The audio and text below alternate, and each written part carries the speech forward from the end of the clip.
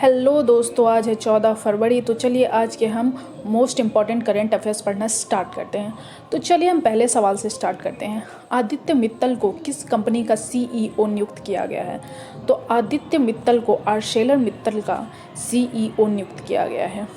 दूसरे सवाल पे हम आते हैं। किस राज्य के द्वारा कोविड-19 परीक्षण के लिए मोबाइल प्रयोगशालाएं शुरू करने की घोषणा की गई है?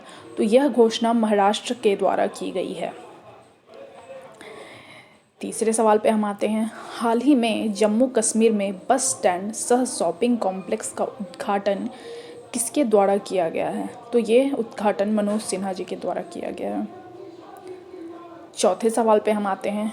केंद्रीय स्वास्थ्य और परिवार कल्याण मंत्रालय विभाग द्वारा जारी आंकड़ों के अनुसार कोविड-19 टीकाकरण के मामले में कौन सा राज्य शीर्ष पर है? तो बिहार इस मामले में शीर्ष पर है। पांचवें सवाल पे हम आते हैं। ई चालान के लिए मेघालय पुलिस ने किस बैंक के साथ समझौता किया है? तो मेघालय पुलिस ने स्टेट बैंक ऑफ इंडिया के साथ समझौता किया है। छठे सवाल पे हम आते हैं। विश्व रेडियो दिवस कब मनाया गया है? तो विश्व रेडियो दिवस 13 फरवरी को मनाया गया है। सातवें सवाल पे हम आते हैं। कौन सा राज्य निर्धारित स्थानीय निकाय सुधारों को लागू करने वाला छठा राज्य बना है? तो गोवा स्थानीय निकाय सुधारों को लागू करने वाला छठा राज्य बना है। आठवें सवाल पे हम आते हैं। किस राज्य की कैबिनेट द्वारा रिवॉर्ड परियोजना को मंजूरी मिली है? तो उड़ीसा के द्वारा रिवॉर्ड परियोजना को मंजूरी मिली है। नौवें सवाल पे हम आते हैं। केरल का अतिरिक्त मुख्य सचिव किसे नियुक्त किया गया है? तो वीपी जॉय को केरल का अतिरिक्त मुख्य सचिव नियुक्त किया गया है। 10वें सवाल पे हम आते हैं। भारत का पहला सीएनजी ट्रैक्टर किसने लॉन्च किया है? तो भारत का पहला सीएनजी ट्रैक्टर नितिन गडकरी जी ने लॉन्च किया है। 11वें सवाल पे हम आते हैं।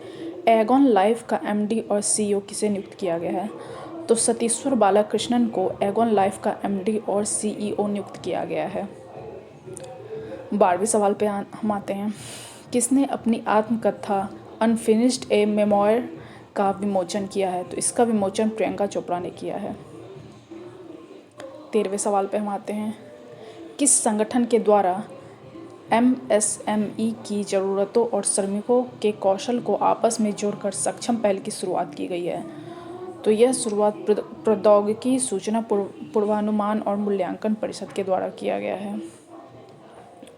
कौन सी कंपनी ने भारत की पहली सीएनजी ट्रैक्टर लॉन्च की है?